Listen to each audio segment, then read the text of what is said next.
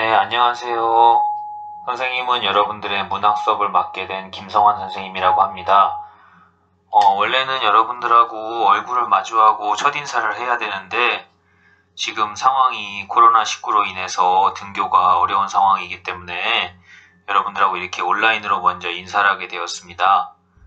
모두들 무엇보다 건강하기를 가장 먼저 소망을 하고요. 그 다음 여러분들이 집에만 있다 보니까 공부를 어떻게 해야 될지 아마 방향도 잡기 어려울 것이고, 그 다음에 나라에서 이제 온라인으로 개학을 한다고 하니 온라인으로 수업을 듣긴 들어야 되는데 어떻게 해야 될지 아마 망설이지도 많이 할 것 같은데, 교과서를 위주로 해서 수업을 한번 나가보도록 할 겁니다. 그래서 여러분들이 아마 교과서 받아간 친구도 있을 거고 교과서가 없는 친구도 있을 건데요. 교과서가 없는 친구 같은 경우는 학교 홈페이지를 방문해서 공지사항을 보시면 교과서를 PDF로 볼 수 있는 방법에 대해서 안내를 해놓았습니다. 그렇기 때문에 교과서가 없다고 강의를 듣지 않고 딴짓하지 마시고요. 교과서를 파일로 좀 보면서 동영상 수업을 같이 따라올 수 있게 바랍니다. 그리고 선생님이 이 동영상 강의 안에 여러분들이 교과서가 없어도 수업을 따라올 수 있도록 필요한 자료들은 다 게시를 해 놓았으니까요. 교과서가 없더라도 동영상 강의를 보면서 수업을 좀 같이 따라와 주기를 바랍니다. 그럼 우리가 오늘 이제 공부해야 될 단원 어디냐? 교과서를 펼쳐보시면 제일 먼저 나오는 첫 번째 1단원입니다. 첫 번째 1단원은 문학의 기능과 원리라고 하는 단원인데요. 네, 그래서 우리가 제일 먼저 문학이라고 하는 과목을 배우게 되면서 도대체 문학이라고 하는 것은 무엇인가를 한번 알아보는 단원이다 라고 이해하시면 될 것 같아요. 그럼 우리가 일상을 지내보면서 아마 문학이라고 하는 단어를 안 들어본 친구는 없을 거예요. 다들 아마 문학이라는 단어는 들어봤고 너무 자주 듣다 보니까 그냥 문학은 문학이지 뭐 이렇게 생각하는 친구들이 많습니다. 근데 우리가 지금 한번 곰곰이 문학을 배우기 전에 한번 생각을 해볼 필요가 있을 것 같아요. 과연 문학이라고 하는 건 뭘까? 여러분들은 한번 생각해 보셨나요? 문학이라는 것이 무엇일까에 대해서? 선생님이 그 전에 수업을 문학을 해보면서 여러 친구들한테 첫 수업에서 문학이란 무엇이라고 생각합니까? 라고 몇몇 친구들에게 물어본 적이 있어요. 그랬을 때 많은 친구들이 굉장히 당황했어요. 몇 친구들은 선생님하고 고개를 피하고 어떤 친구들은 도대체 그 질문을 왜 저한테 하는 겁니까? 하는 이런 친구도 있었고, 그 다음에 문학이 뭐냐라고 물어봤을 때 말 그대로 그냥 작품이요 라고 이야기하는 친구도 있었습니다. 그리고 어떤 친구는 문학 하니까 소설이요 또는 시요 이렇게 얘기하는 친구도 있었어요. 여러분들은 어떻게 생각하세요? 지금 한 친구들의 답변은 틀린 답변일까요? 이 친구들의 답변도 다 맞는 답변입니다. 좀 더 자세히 정확하게 얘기한다면 문학의 종류, 문학의 일부분에 해당되는 것들을 답이라고 얘기한 거죠. 문학이라고 하는 것이 정확히 뭘까 하는 것을 우리가 왜 알아야 될까? 문학이 뭔지를 알면 우리가 그 문학을 왜 봐야 하는지, 도대체 문학이라고 하는 것이 나에게, 그리고 좀 더 크게는 우리 인간에게 도대체 어떤 의미와 가치가 있는 것일까 하는 것들을 이해할 수 있기 때문에 우리가 문학이 무엇인가를 한번 생각해 봐야 되는데요. 선생님이 문학이라고 하는 거를 좀 선생님한테 의미가 있다, 가치가 있다 라고 받아들이게 된 게 언제일까 하는 생각을 한번 해본 적이 있어요. 그랬더니 선생님이 고등학교 때, 여러분들처럼 고등학교 때 선생님도 공부에 학업 스트레스를 굉장히 많이 심하게 받았거든요. 그래서 그때는 학교에서 거의 생활하다시피 해야 됐어요. 여러분들도 그렇게 생활하고 있겠지만 선생님 때는 좀 강제적인 성격이 강해서 그때 밤 11시? 심할 땐 12시까지 학교에 남아서 공부를 해야 됐습니다. 그러다 보니까 자습 시간이 너무 길은 거예요. 야간 자습 시간이 너무 길어서 너무 하루 종일 수업 듣고 자습까지 이렇게 늦게까지 하라니까 너무 심심하다, 너무 지루하다 라는 생각에 자습 시간에 소위 말하는 조금 딴짓을 그때 좀 했습니다. 그때 딴짓을 어떤 걸 했느냐, 그때는 학교 도서실도 그다지 크게 뭐 이렇게 구비되어 있지 않았고 했는데 대신에 책 대여점이 그때 학교 주변에 있었거든요.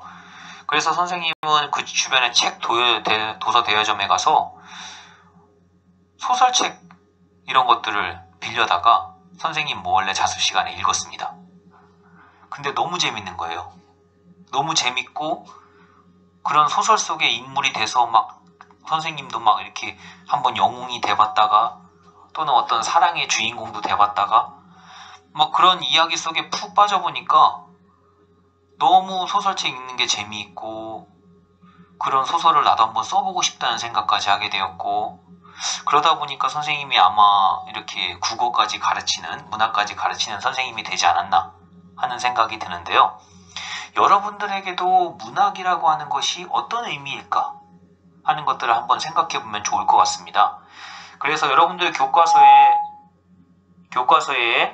12쪽을 보시면요. 여기 동영상 자료에도 올라가 있습니다. 한 편에 짤막한 글이 실려 있는데요. 그 글을 한번 선생님하고 같이 한번 보도록 할게요. 자, 하늘에는 별이 있고 바다에는 등대가 있어. 캄캄한 밤에도 사람들이 길을 잃지 않게 해준다.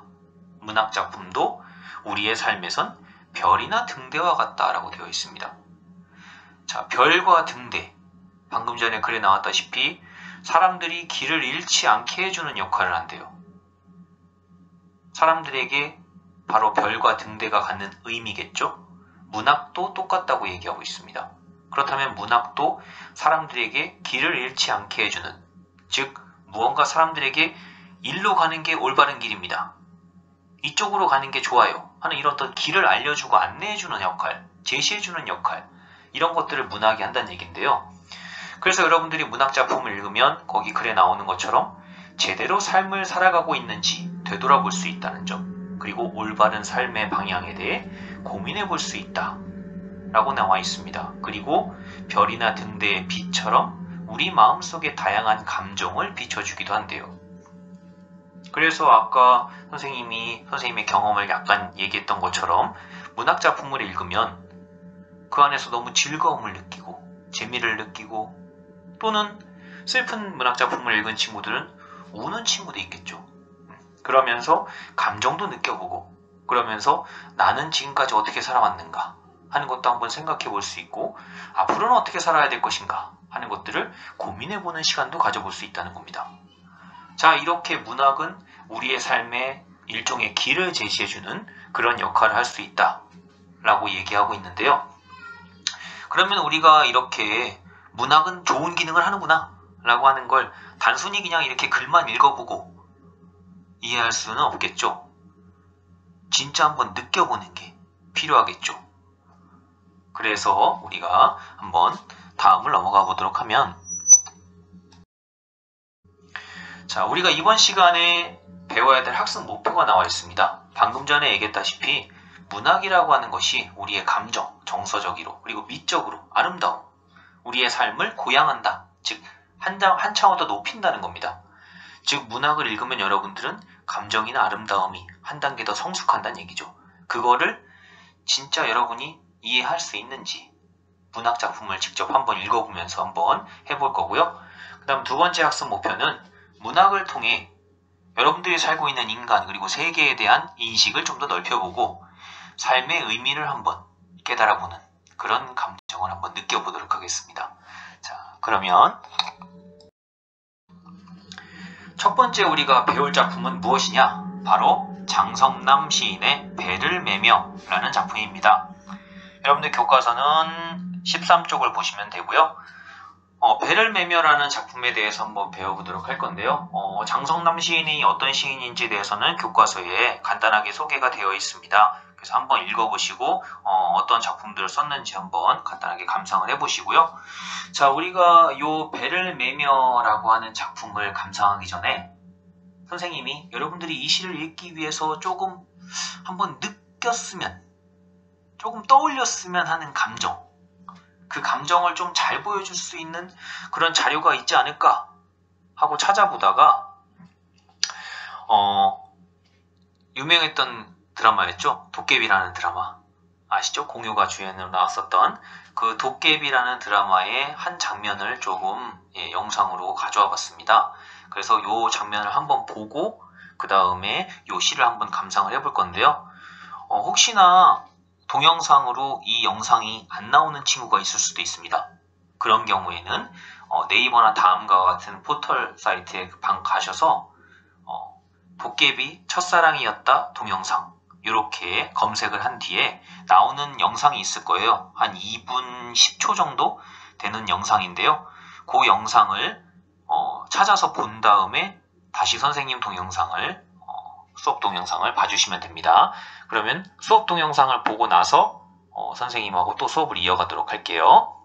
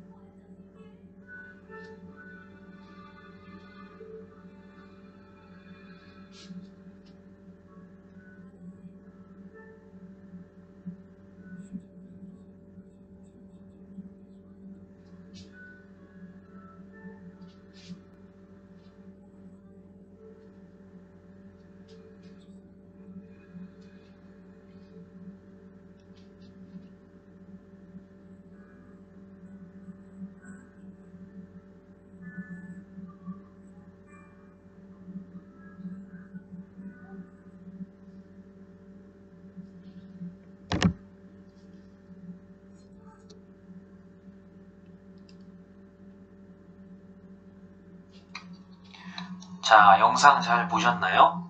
여러분들이 보신 영상 장면은 아마 드라마를 봤던 친구들은 기억할 테지만 그렇게 사랑이라는 감정을 확실하게 느끼지 않던 도깨비 역할로 나왔던 공유씨가 김고은을 향해서 진정한 사랑이라는 것을 깨닫게 되는 그런 장면입니다. 선생님이 이 장면을 여러분들에게 한번 감상을 시킨 이유는요. 우리가 배우게 될 배를 매며 라고 하는 이 시도 사랑이라는 감정에 대해서 이야기를 하는 작품이기 때문에 그렇습니다. 사랑이라고 하는 감정은 문학적으로 아주 오래전부터 다뤄지고 있는 주제고요. 너무나 많은 작품들을 통해서 배를 매며 장성남 시를 한번 선생님이 전체적으로 낭독을 한번 해보도록 할게요. 아무 소리도 없이 말도 없이 등 뒤로 털썩 밧줄이 날아와 나는 뛰어가 밧줄을 잡아다 배를 맨다.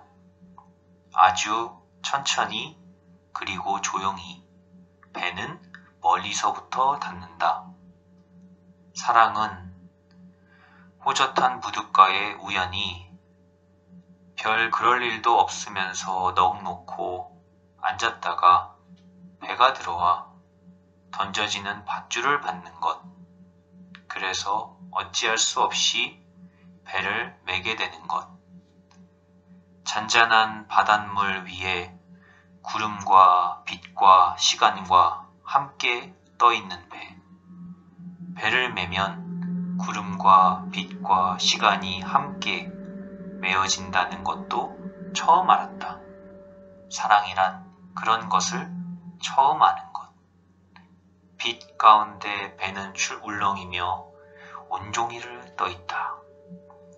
자, 시를 한번 전체적으로 쭉 읽어봤는데요. 여러분들 교과서에는 14쪽에서 15쪽에 이렇게 걸쳐서 아마 작품이 실려 있을 겁니다. 한번 전체적으로 쭉 읽어보니까 어떠신가요? 무언가 배를 묶었다고 하면서 사랑이라는 게 뭐 어떤 거다라고 얘기를 하면서 묶여진 배가 어떻다는 이런 얘기를 하는, 전체적으로 봤을 때는 그런 내용의 작품인 것 같은데요.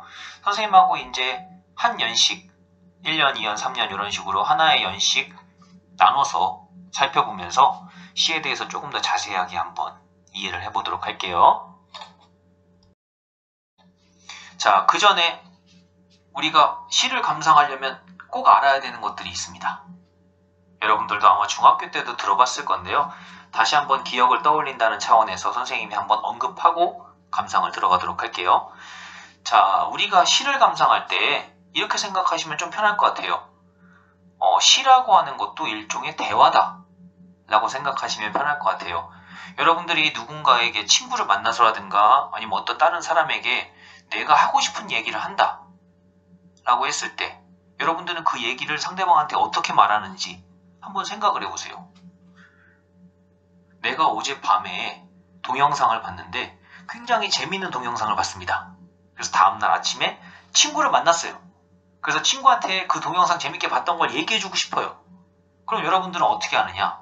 먼저 어떻게 친구에게 말할지 고민하겠죠. 그 동영상이 왜 재밌었는지를 친구한테 말하고 싶은데 그냥 말하면 친구가 왠지 관심을 안 가질 것 같으니 이 친구가 가장 관심 있어 할 만한 부분을 동영상 부분 중에서 딱 집어서 내가 그 부분을 얘기하지. 그 다음에 이걸 얘기할 때 친구한테 요러요러한 목소리 톤으로 얘기하면, 그리고 손짓 발짓은 이렇게 해가면서 얘기하면 친구가 훨씬 재밌어 하겠지?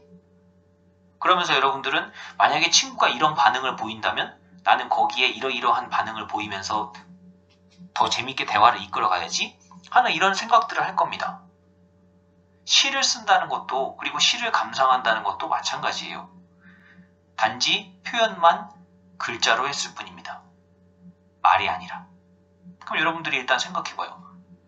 내가 친구한테 말하는 것처럼 시에서도 이 시 내용을 나에게 말해주는 사람이 있겠죠. 그걸 시 속에서 말하는 그 사람을 뭐라고 부르냐? 시의 화자라고 부릅니다. 또는 시적 화자라고도 해요. 자, 그리고 그 시에서 말하는 사람이 무언가에 대해서 말을 하겠죠. 그 시에서 말하는, 즉 시의 화자가 관심을 가지고 있고 내가 무언가 말하려고 하는, 그 시적 화자가 말하려고 하는 그 대상, 그것을 이제 시의 대상이라고 합니다. 그리고 그 대상과 화자가 관계를 맺으면서 놓여져 있는 그 처지를 시적인 상황이라고 합니다. 그리고 그 시의 상황에서 그 화자가 대상과의 관계 속에서 현재 어떻게 그 대상을 바라보고 있는지, 그 대상을 어떻게 대하고 있는지, 그리고 거기서 느껴지는 시인의, 화자의 감정은 뭔지, 이런 것들이 바로 화자의 정서와 태도라고 합니다. 그리고 이렇게 시를 통해서 화자가 말하고자 하는 바, 결국 무엇을 말하려고 하는 것이냐, 이게 바로 시의 주제입니다. 그래서 여러분들이 시를 감상하면서 꼭 찾으셔야 될 건요, 시의 화자는 누군지, 대상은 뭔지, 그리고 시적 화자가 처해 있는 상황은 뭔지, 그리고 그 상황 속에서 화자의 정서와 태도는 어떻게 나타나고 있는지, 그리고 결국 이 시가 말하고자 하는 주제는 무엇인지, 이거를 여러분들이 찾으면서 시를 보셔야 돼요. 그리고 여기에 한 가지 더 한다면 그 시를 효과적으로 말하기 위해서 사용한 표현 기법이 있겠죠. 굉장히 다양한 표현 기법이 있습니다. 뭐 대표적인 거로는 운율, 그죠? 그리고 뭐 이미지, 우리 다른 말로 심상이라고 하죠. 이미지, 이런 것들. 아마 여러분들이 굉장히 많은 표현 기법들을 배웠을 거예요. 뭐 의인법이라든가, 뭐 반어법이라든가, 뭐 은유법, 뭐 이런 것들. 이런 것들이 다 표현 기법입니다. 이것까지 여러분들이 시에서 찾을 수 있다면 시를 제대로 감상을 했다라고 말할 수가 있는데요. 그래서 이 배를 매며라는 시도 하나의 1년, 2년, 3년 이런 식으로 하나의 연씩 감상을 하면서 그런 것들을 함께 찾아보면서 감상을 한번 해보도록 할게요. 자, 그러면 첫 번째 1년입니다. 자, 1년을 보시면 아무 소리도 없이 말도 없이 등 뒤로 털썩 밧줄이 날아와 나는 뛰어가 밧줄을 잡아다 배를 맨다 라고 했습니다. 그럼 일단 우리가 시의 화자, 이 시에서 내가 배를 맸다 라고 하는 이 행위를 했다라고 말해주는 사람, 내가 배를 맸어 이렇게 말하고 있지 않습니까? 그럼 이 시의 화자는 누굽니까? 시에 나와있죠, 표면에. 나입니다. 나. 내가 배를 맸잖아요. 내가 말하고 있는 상황이죠. 나는 이라고 나와있지 않습니까? 이 시의 화자는 나예요. 자, 나. 그리고 나는 지금 어떤 행위를 했느냐? 배를 맸습니다. 그러면 지금 내가 관심을 가지고 있는, 즉 시의 대상은 뭐냐? 배예요, 배. 나와 배 사이의 관계를 얘기하고 있는 겁니다. 그리고 나는 그 배를 어떻게 했다고 했어요? 밧줄을 잡아서 맸다고 했습니다. 이게 시의 화자가 처해 있는 상황이에요. 즉 시의 화자인 나는 배라는 대상을 향해서 그 배를 밧줄로 묶었다 라고 나와 있는 겁니다. 이게 화자의 상황이에요. 벌써 여러분들은 시의 화자, 그 다음에 대상, 그리고 시적 상황까지 다 파악했습니다. 요 단 4줄만 있고요. 어려운 게 아닙니다. 시에서 이런 거 파악하는 건 결코 어려운 게 아니에요. 자, 그럼 중요한 거는 내가 밧줄을 잡아서 배를 맸네, 요겁니다. 근데 우리가 좀 생각해 봐야 될 건 이런 거죠. 밧줄은 내가 의도하고 맨 게 아닙니다. 보세요. 아무 소리도 없이 말도 없이 등 뒤로 날라왔어요. 즉 그 얘기는 내가 밧줄로 배 묶어야지 라고 내가 처음부터 생각하고 막 가서 밧줄을 묶은 게 아니라 나도 모르게 내 등 뒤로 날라와가지고 나는 그냥 그 밧줄을 날라왔으니까 잡아서 맨 것뿐이에요. 내가 능동적이고 적극적으로 막 가서 배를 맨 게 아니라 그냥 날라왔어요, 밧줄이 나한테. 그래서 난 맸을 뿐입니다. 그리고 밧줄을 맸어요. 그러니까 아주 천천히 조용히 배가 멀리서부터 닿습니다. 자, 멀리 있던 배, 나에게 떨어져 있던 배가 밧줄로 묶어버리는 순간 멀리서부터 닿기 시작을 하죠. 나에게 닿기 시작합니다. 즉 배가 묶여서 떠나가지 못하는 것이죠. 자, 배를 맨다라는 것은 여기 나오는 것처럼 밧줄이라고 하는 도구를 통해서 가능한 일입니다. 자, 그러면은 우리가 한번 여기서 조금 생각해 볼 필요가 있겠죠. 밧줄이라고 하는 것은 나와 배 사이를 묶는, 연결되게 해주는, 가능하게 해주는 존재가 되고요. 그 다음에 배라고 하는 것이 나와 뭔가 좀 이렇게 그 밧줄로 인해서 인연이 닿는 존재가 된다는 거. 그러면 여기까지만 읽으면, 1년까지만 읽으면 실상 이 시는 그냥 배를 묶었다는 그런 내용의 그냥 시입니다. 사랑이라는 것은 어디에도 없어요.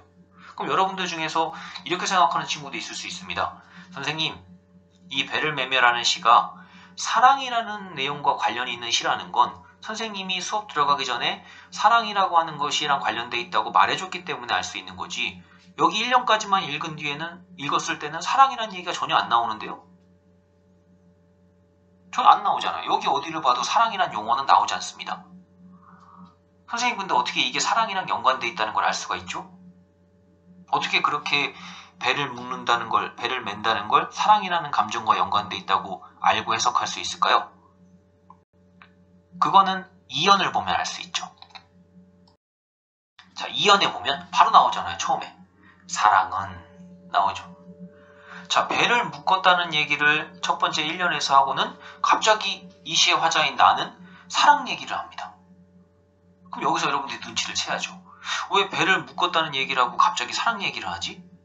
바로 배를 묶는다는 것이 사랑에 빠지는 것과 다를 바 없다는 얘기를 하는 겁니다. 사랑한다는 것과 똑같다는 거예요.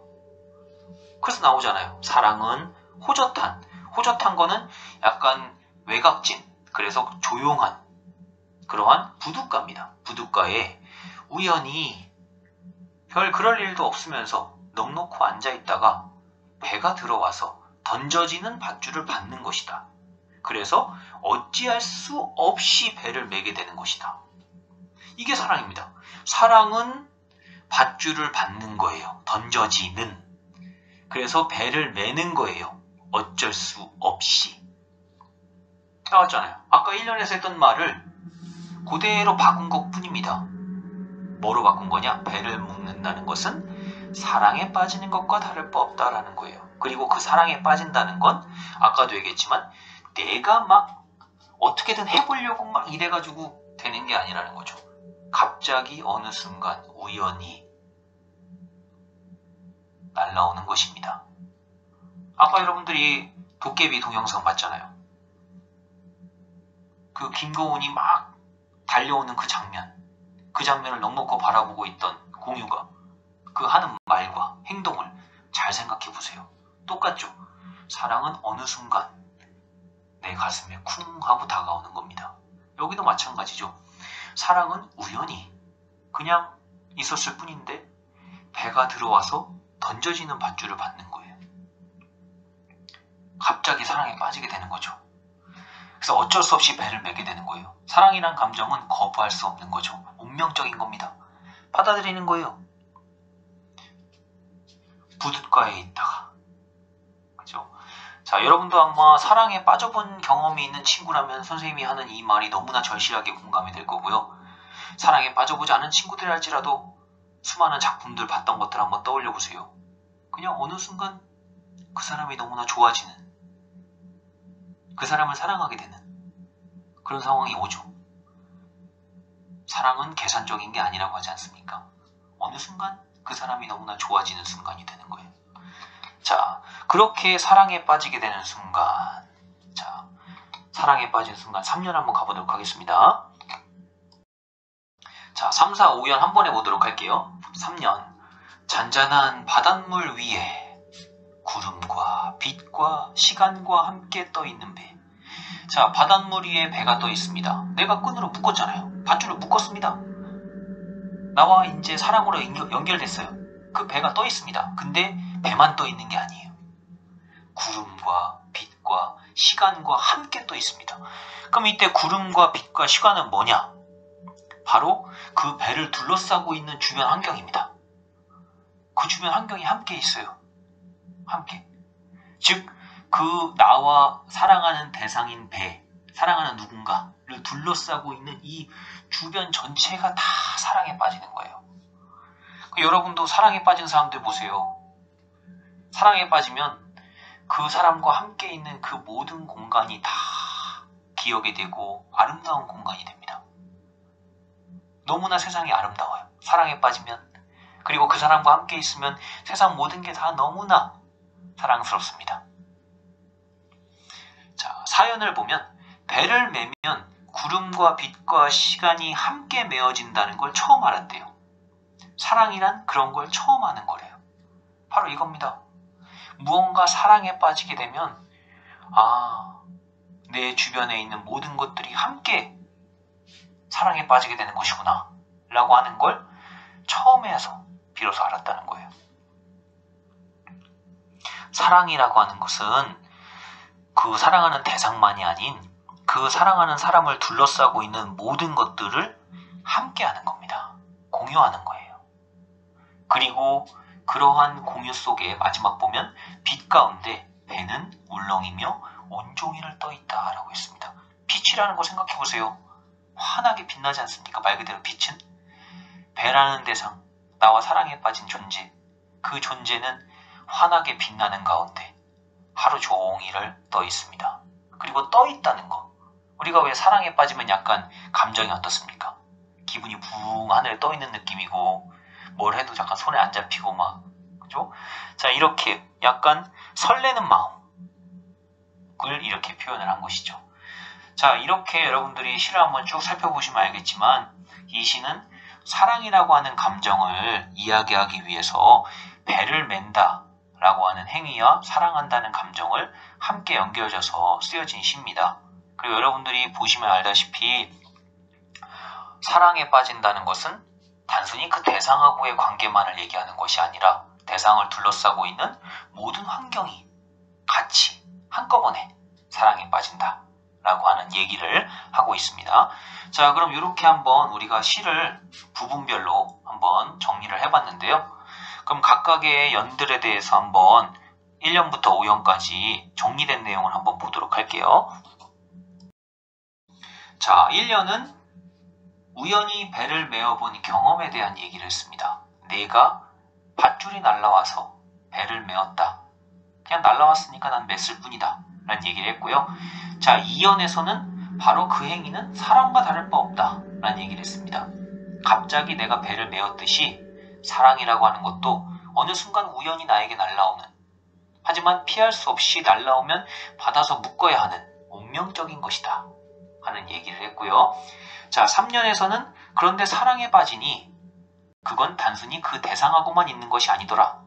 그 배를 둘러싸고 있는 주변 환경까지도 함께하는 거더라 하는 것을 느꼈습니다.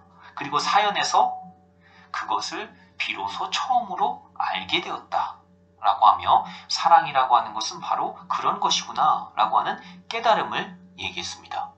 그리고 마지막 5연에서 바로 그렇게 사랑하는 존재가 빛 속에서 울렁거리며 온종일 떠있다 라고 이야기하며 시를 마치고 있습니다. 이 시는 사랑에 빠진 사람이 이야기한 시예요. 사랑에 빠지면 이렇게 온종일 붕 떠있는 것 같은 설레임에 빠져있는 기분 속에 그 사람과 함께하는 모든 것들이 다 함께하는 그런 깨달음을 얻고 있는 내용을 말하고 있는 시인데요. 자, 그럼 이 시에 나왔던 시어죠. 시의 단어들 의미를 한번 파악해 보도록 할게요. 그럼 이 시에서 배는 뭐였냐? 바로 대상이라고 했죠. 바로 뭐하게 된 대상이냐? 사랑을 빠지게 되는 대상입니다. 그러면 밧줄은 그 배를 묶는 기능을 했었죠. 그렇기 때문에 사랑하는 대상과 맺어질 수 있도록 하는 일종의 매개체 같은 역할을 하는 인연 같은 거라고 볼 수 있죠.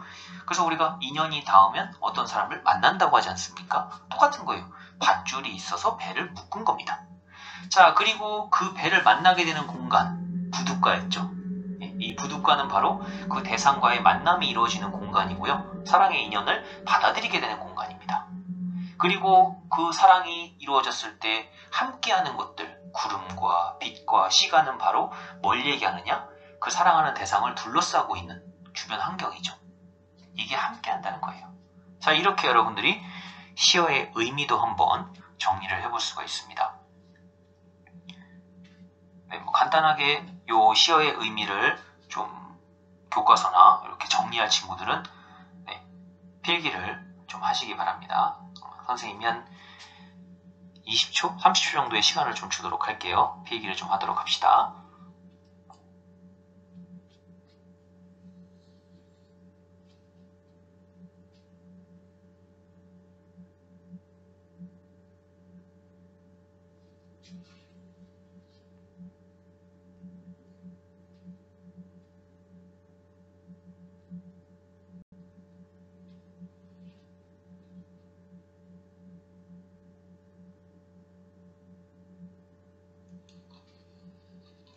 자, 필기 좀 하셨나요? 그러면 다음으로 넘어가 보도록 할게요.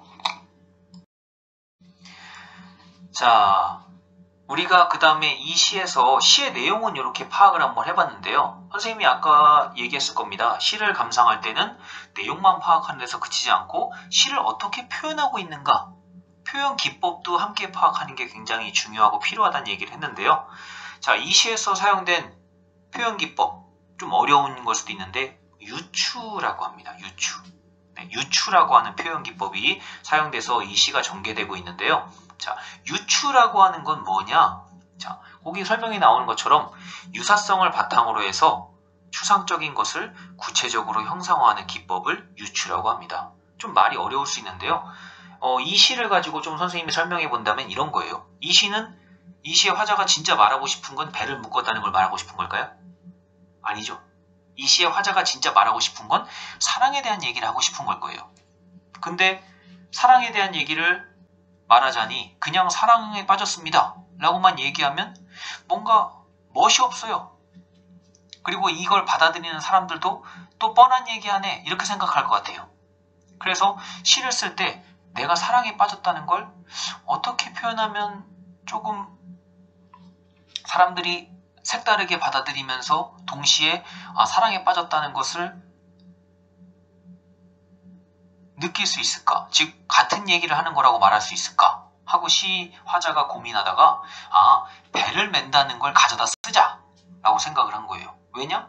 배를 맨다는 것 자체가 사랑에 빠진다는 것과 성질이 비슷한 거예요. 성질이 비슷한 걸 가져다가 얘기를 하면 사람들이 배를 맨다는 얘기를 해도 받아들일 때 사랑에 빠졌다는 얘기를 하는 거구나 라고 받아들일 수 있을 거라고 생각을 한 거죠. 즉 사랑에 빠진다는 건 여러분들이 한번 생각해 보세요. 옆에 친구가 여러분한테 얘기합니다. 야, 나 사랑에 빠진 것 같아. 그럼 여러분들이 물어보겠죠. 누구랑? 그러면 이제 친구가 얘기하겠죠. 누구랑 이렇게 얘기할 거예요. 그러면 사랑에 빠졌다는 걸 어떻게 알 수 있는데? 이럴 겁니다. 그럼 그 친구가 얘기하겠죠. 나 그 친구만 봐도, 걔 사랑하는 사람만 봐도 막 가슴이 두근거리고, 걔랑 같이 지난번에 영화를 봤는데 그때 너무나 긴장됐었고, 계속 같이 함께하고 싶고, 막 이런 얘기를 할 거예요. 왜냐? 사랑에 빠졌다는 건 말로 표현할 수가 없어요. 그렇기 때문에 그 사랑에 빠졌다는 걸 보여줄 수 있는 어떤 예시, 증거 같은 걸 자꾸 보여줌으로써 이게 바로 사랑에 빠졌다는 증거다 라고 말하고 싶어집니다. 이 시인도 마찬가지예요. 사랑이 시작돼서 사랑에 빠졌다는 얘기를 하고 싶은데 이거를 그냥 말하면 그냥 사랑에 빠졌습니다 이렇게 말하면 이건 너무나 추상적이에요. 그거를 좀 더 구체적인 무엇인가로 빗대서 말하는 거죠. 이게 유추입니다. 그래서 한번 우리가 그 밑에 정리되어 있는 표를 보시면 배를 정박시킨다는 건 사랑은 시작되는 걸 말하고요. 밧줄이 갑자기 날아오는 건 사랑이 운명적으로 갑작스럽게 시작되는 걸 말합니다. 그리고 밧줄로 배를 묶었다 메었다는 건 그 운명적인 사랑을 받아들였다는 걸 말하고요. 그 배를 맸을 때 구름과 빛과 시간이 함께한다는 건 사랑이 맺어지는 건 그 사랑 사는 대상을 둘러싸고 있는 주변 환경들 모든 것들 꿈과 기쁨 세월 이런 것들이 다 함께 맺어지는 것과 다를 바 없다 라는 얘기를 하는 겁니다. 자, 이 얘기를 이렇게 말하는 거예요. 추상적인 거는 어떻게 사람들한테 설명하기가 굉장히 어렵습니다. 그래서 그 추상적인 것과 유사성을 가지고 있는 구체적인 어떤 대상, 사물을 가져다가 그 추상적인 것들을 설명하는 방식을 이렇게 유추라고 하고요. 이 시는 바로 이런 유추의 기법이 사용돼서 시의 내용을 형상화했다라고 보시면 됩니다. 자, 이것도 여러분들이 아마 정리가 필요할 것 같아서요.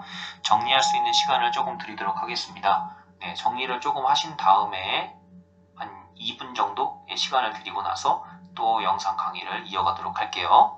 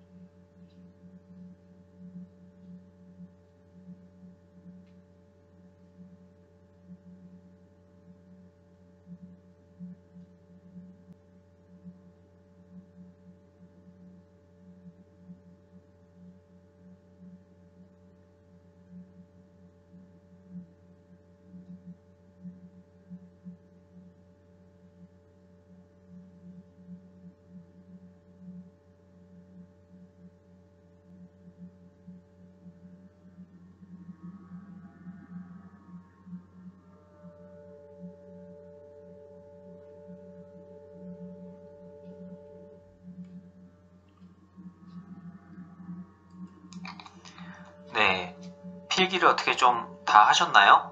뭐 필기할 시간이 좀 더 필요한 친구들은 영상 강의를 잠깐 멈춘 다음에 필기를 하시고 나서 다시 영상 강의를 시청하면 될 것 같아요.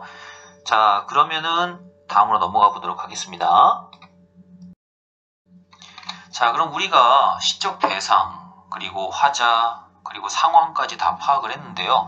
그러면은 지금 이 시의 화자인 나는 사랑에 빠졌잖아요. 근데 그 사랑에 빠졌을 때 감정이 이 시에서는 어떻게 드러나고 있는지, 그걸 어떻게 알 수 있는 부분이 없을까 했을 때 이 시의 화자는요, 사랑에 빠져있긴 한데요. 아마 여러분들이 시를 쭉 읽어봤으니까 느껴졌을 테지만 별로 사랑에 빠졌다고 해서 막 흥분 상태가 막 엄청나거나 그러지 않습니다. 그냥 굉장히 담담해요. 배가 그냥 밧줄에 던져져서 배를 묶었어. 그래, 사랑이란 그런 거지 뭐. 사랑이란 그런 거야. 사랑이 그런 거라는 걸 처음 알았네.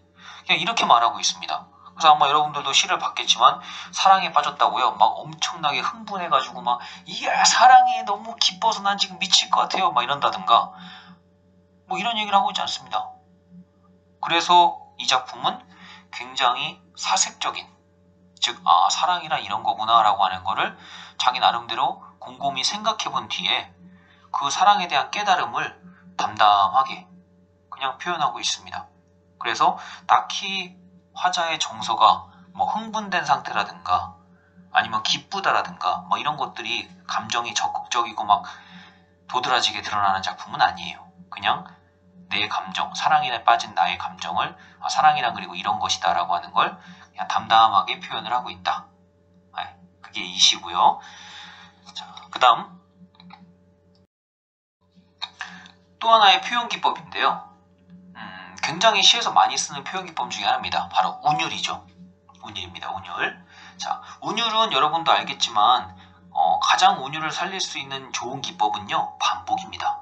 똑같은 거 또는 비슷한 거를 시에서 반복적으로 사용하면 운율, 즉 리듬감이 생기게 되는데요. 그럼 이 시에서도 뭔가 그렇게 반복된 부분을 찾아보시면 운율을 느낄 수가 있습니다. 바로 어느 부분이냐? 시에 시작되는 첫 번째 일행에서 아무 소리도 없이 말도 없이 뭐도 없이 이렇게 반복되는 부분, 그리고 그 말이 끝나는 부분이죠. 배를 맨다, 닫는다, 이렇게 뭐뭐 한다, 니은다 형태로 끝나는 부분들, 또는 이런 부분들 있죠. 받는 것, 되는 것, 여는 아는 것, 이렇게 뭐뭐 한다는 것 이라는 말이 반복적으로 쓰이고 있습니다. 이것도 역시 운율감을 살려주는 부분이 될 수 있고요. 구름과 빛과 시간과 이렇게 나열돼서 반복되는 것도 운율감을 살려줄 수 있습니다. 그리고 사랑이란 뭐뭐뭐 하는 것, 사랑이란 뭐뭐뭐 하는 것, 이러한 비슷한 문장 구조도 반복이 되고 있습니다. 자, 이렇게 동일하거나 유사한 어휘 또는 유사한 통사 구조, 말이 좀 어려운데요. 통사라는 말은 문장이라고 이해하시면 될 것 같아요. 그래서 유사한 문장 구조가 반복적으로 사용되면 리듬감이 형성이 되고요. 이게 바로 우리가 얘기하는 운율입니다. 그리고 운율이 살려지면 바로 시를 읽을 때 어떤 리듬감이 살아나면서 우리가 시를 읽을 때 훨씬 더 시의 화자의 감정이나 이런 것들을 잘 느낄 수 있다는 거. 그리고 또한 화자가 강조하고 싶은 부분, 이런 것들을 강조할 때도 운율이라는 기법이 쓰입니다. 그래서 이 시의 화자는 사랑이라는 것이 어떻게 다가오고 그 다음에 사랑은 뭐다라고 하는 걸 좀 강하게 드러내고 싶어서 이런 반복되는 운율을 썼구나 라고도 이해할 수 있을 것 같아요. 자, 이렇게 운율이 형성되는 부분은 이렇게 있습니다. 여러분들이 정리하실 학생들은 또 간단하게 정리를 한번 해보시기를 바랍니다.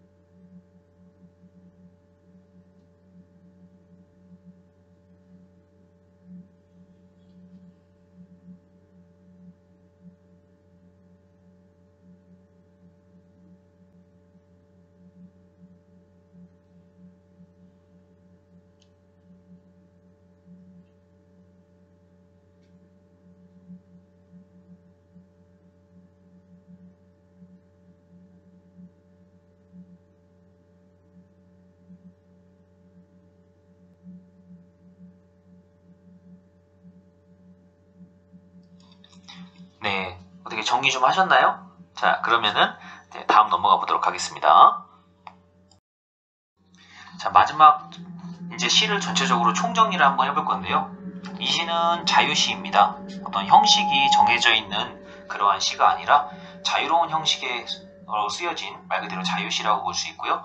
그 다음에 서정시라고 하는 건 개인의 감정, 정서를 표현한 시다라고 보시면 될 것 같아요. 그래서 사랑에 빠진 나라고 하는 화자의 상태를 그리고 깨달음을 이야기하는 작품이다 라고 보시면 될 것 같고요. 그렇기 때문에 서정적이며 아까도 얘기했다시피 담담하게 사색적으로 이야기하고 있습니다. 그러면서 사랑에 빠진 자신의 감정을 배를 맨다 라고 하는 행위에 빗대서 표현하는 비유적인 표현이 쓰이고 있고요. 이 작품의 중요한 제재는 배를 매는 일입니다. 그래서 배를 맨다는 행위를 가지고 말을 하고 있지만 시에서 실상 이 시의 화자가 말하고 싶은 건 배를 맸다는 말을 하고 싶은 게 아니라 사랑에 빠졌다. 사랑이 이런 것이다 라고 하는 걸 얘기하고 싶은 거예요. 그래서 제재는 배를 매는 일이지만 주제는 사랑이 시작되는 과정과 사랑의 본질에 대한 깨달음을 주제로 하고 있다 라고 보시면 되고요. 아까 우리가 다 정리했던 것들입니다. 이 시의 특징은 유추라고 하는 방법, 유사성을 가지고 있는 대상을 가져다가 추상적인 대상을 구체적으로 설명하고 있다 하는 거. 그 다음 2번에 소재의 상징적 의미를 부여했다. 아까 우리가 시어의 의미 파악해 봤었죠? 배라고 하는 건 실제로는 사랑의 대상, 이렇게 상징적인 의미가 있습니다. 그 의미를 부여해서 주제, 즉 사랑이 무엇인지를 좀 더 강하게 드러내고 있다는 점. 그래서 마지막 3번에 보시면 사랑이라는 감정을 배를 맨다는 행위에 빗대서 표현했다. 이게 이제 이 시의 굉장히 주된 표현 기법이라고 말할 수 있겠죠. 자, 이렇게 여러분들이 장성남 시인의 배를 매며 라고 하는 작품에 대해서 한번 감상을 해봤는데요. 작품 감상을 해보신 뒤에 혹시나 이렇게 시를 감상했음에도 불구하고 잘 이해가 안 된다거나 하는 부분이 있다면은 잘 정리를 해 두었다가 선생님에게 개별적으로 질문을 하거나 아니면 여러분들과 학교로 등교해서 실제 계약이 이루어졌을 때 그때 궁금한 것들을 질문하면 수업 시간에 또 답변을 해주도록 하겠습니다. 그래서 오늘은 이렇게 수업을 마치도록 하고요. 다음 시간에는 여러분들 교과서 16쪽부터 이어지는 이 작품과 관련되어 있는 학습활동이 있을 겁니다. 그 학습활동의 질문들을 한번 답변을 달아보면서 이 작품을 제대로 이해했는지 마지막으로 한번 정리를 해보고 그 다음 여러분들이 좀 더 궁금했던 점들이나 이런 것들, 선생님이 좀 더 말해줘야 될 것들, 이런 것들을 추가적으로 좀 더 이야기하는 시간을 한번 다음 시간에 가져보도록 할게요. 이번 시간 수업 듣느라 고생했습니다.